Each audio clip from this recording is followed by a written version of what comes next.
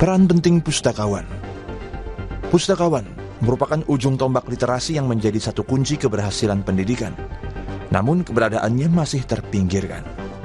Idealnya sekolah dan setiap daerah atau lembaga memiliki perpustakaan dan setiap perpustakaan dikelola oleh pustakawan.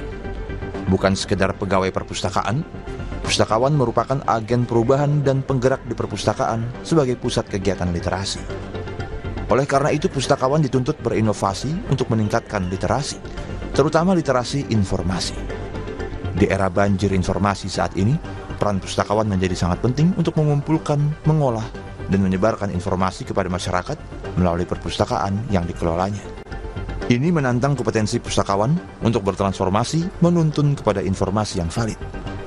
Namun faktanya, jumlah pustakawan di Indonesia masih minim, hanya 21.178 orang.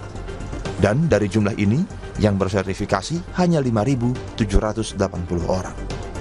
Tak ayal, rasio pustakawan dan perpustakaan sangat timpang, yaitu 1:38, atau satu pustakawan menangani 38 perpustakaan. Ketimpangan ini bisa semakin lebar karena pertumbuhan jumlah pustakawan tak sebanding dengan pertumbuhan jumlah perpustakaan. Hal itu menunjukkan bahwa keberadaan pustakawan belum dianggap penting, meski perannya sangat penting. Perhatian dan keberpihakan kepada pustakawan juga belum memadai. Hasil survei daring yang dilakukan tim jurnalisme Data Harian Kompas menunjukkan bahwa rata-rata gaji pustakawan masih di bawah standar, bahkan tak jarang di bawah upah minimum regional karena berstatus honorer. Dengan kondisi tersebut, sulit berharap pustakawan dapat menjalankan perannya dengan baik. Tak sedikit perpustakaan yang sekadar berfungsi sebagai tempat menyimpan buku dan jarang dikunjungi. Minimnya perhatian membuat ruang gerak pustakawan menjadi terbatas.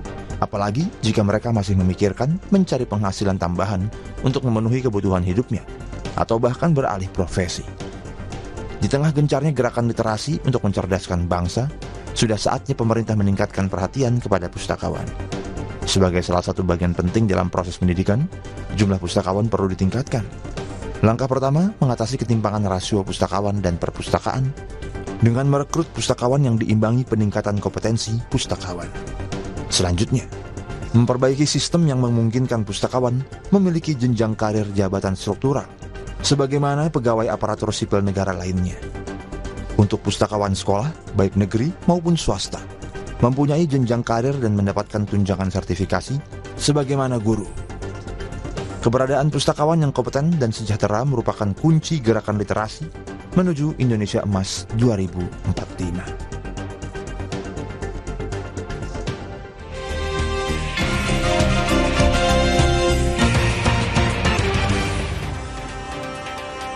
Saudara, saatnya kita mengulas Harian Kompas yang terbit di hari ini, Rabu 17 September 2025. Bersama saya Nanda Aprilia. Kita akan lihat di halaman muka Harian Kompas hari ini, Saudara. Lebih dulu saya akan menunjukkan kepada Anda ada sebuah foto berita di sini. Dalam foto berita di sini menampilkan pencari kerja yang mengantre untuk bisa mendaftar bursa kerja di Gelanggang Remaja Cengkareng, Jakarta Barat pada Selasa 16 September 2025, Saudara. Pemerintah Jakarta Barat menggelar bursa kerja gelombang ketiga secara luring dan juga daring. Pada bursa kerja ini terdapat 47 perusahaan yang turut berpartisipasi membuka lowongan pekerjaan. Adapun kesempatan kerja yang tersedia sebanyak 3.127 lowongan pekerjaan. Dari foto berita ini kita akan bergeser ke atasnya, ada judul besar di halaman mukanya mengenai Menkyu harap dana segar berefek pajak. Informasi yang disampaikan dalam judul ini, Saudara, di bawah pemerintah berharap penempatan dana 200 triliun rupiah untuk menggerakkan sektor real bisa memacu ekonomi sehingga pajak pun tumbuh. Menteri Keuangan Purbaya Yudi Sadewa berharap penerimaan pajak di triwulan keempat 2025 akan meningkat seiring kebijakan penempatan dana 200 triliun rupiah di 5 bank milik negara. Ia yakin injeksi likuiditas bisa melipat gandakan penyaluran kredit dan juga bisa menggerakkan konsumsi sehingga akhirnya ekonomi tumbuh lebih cepat. Dengan demikian, Saudara, penerimaan pajak pun juga meningkat. Dari informasi ini kita akan bergeser ke informasi lainnya masih di halaman pertama, Saudara. Di bagian bawah ada pengelolaan negara mengenai krisis pemerintahan gara-gara krisis BBM. Sejumlah negara di Asia Tengah, Afrika, Amerika Selatan sama-sama sedang mengalami krisis bahan bakar selama bertahun-tahun. Bedanya, ada negara yang bisa mencari solusi. Ada juga negara yang jatuh dalam kekacauan karena pemerintahannya sendiri tidak bisa memberi jalan keluar. Pada Selasa 16 September, saudara, warga Malawi memberikan suara. Kita akan bergeser ke halaman pertama, masih di halaman pertama, kita akan bergeser ke sebelah kanannya. Oknum TNI paksa kacap BRI pindahkan dana rekening Dorman. Informasi yang disampaikan di sini, saudara, motif dibalik kasus penculikan yang berakhir dengan kematian Kepala BRI Kantor Cabang Pembantu Cempaka Putih, Raya Muhammad Ilham Pradipta, akhirnya terkuak. Para pelaku berencana untuk memindahkan dana rekening terbengkalai Dorman ke rekening penampung. Agar tujuan itu tercapai, mereka menculik Ilham yang memiliki otoritas untuk menyetujui pemindahan dana. Hingga polisi merilis motif penculikan, penyidik telah menetapkan 16 tersangka dari sipil. Seorang tersangka diantaranya berinisial EG dan penculik hingga kini masih buron.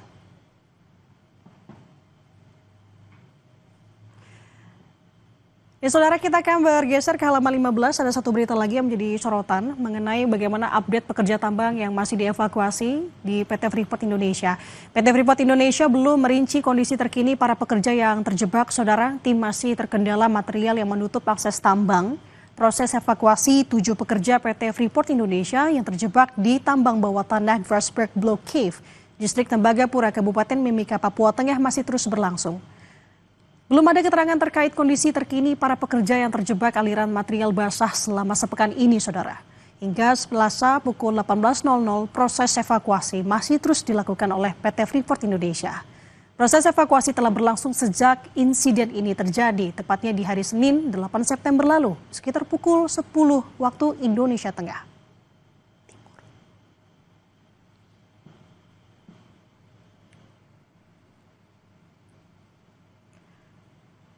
Dan saudara, untuk lebih lengkapnya Anda bisa membaca harian Kompas yang terbit hari ini atau juga bisa mengaksesnya melalui kompas.id.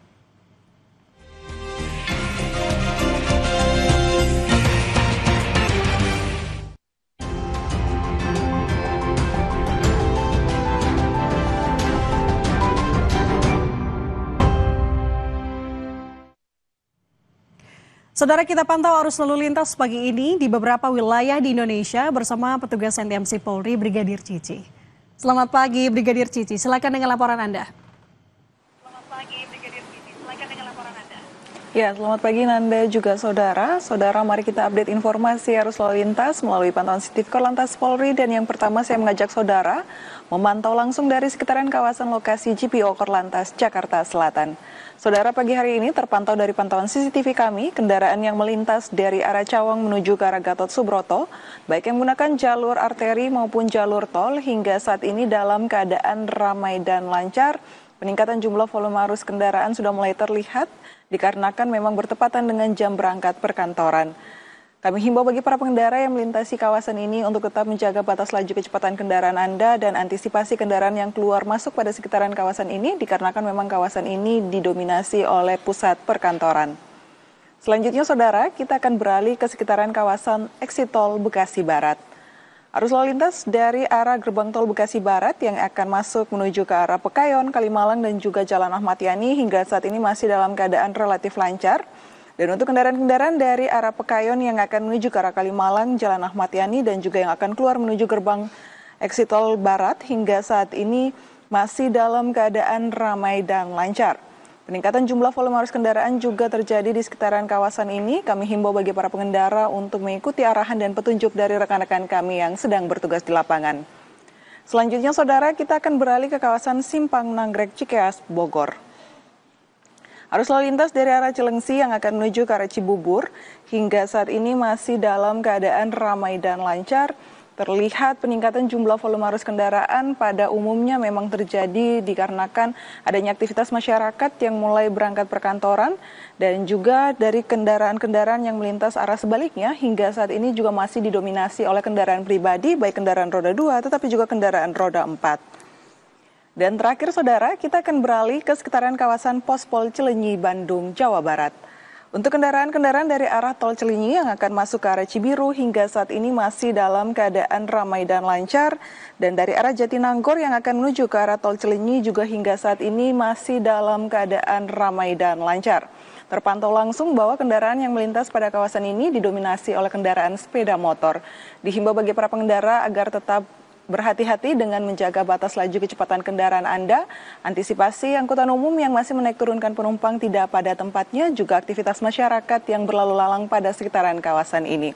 Dan saudara, perlu kami informasikan juga bahwa berdasarkan data RSMS Korlantas Polri, angka kecelakaan lalu lintas yang kami terima selama 1 kali 24 jam di seluruh Indonesia, tercatat telah terjadi sebanyak 298 kasus laka lantas dengan rincian 26 meninggal dunia, 36 luka berat, dan 363 luka ringan.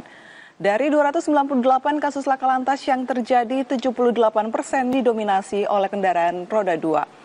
Dihimbau bagi para pengendara sepeda motor untuk selalu menggunakan helm, jangan melawan arus karena rawan akan kecelakaan. Dan juga kami mengucapkan terima kasih bagi para pengendara yang sudah tertib dalam berlalu lintas. Untuk saudara yang ingin mengupdate informasi-informasi terkait arus lalu lintas, kami siap melayani Anda. Saudara dapat menghubungi call center kami di 15669, juga melalui SMS Center di 9119. Demikian Anda yang dapat kami laporkan langsung dari studio NTMC Polri, dan silakan kembali ke Anda di studio. Oke, terima kasih atas laporan Anda Brigadir Cici. Selamat bertugas kembali.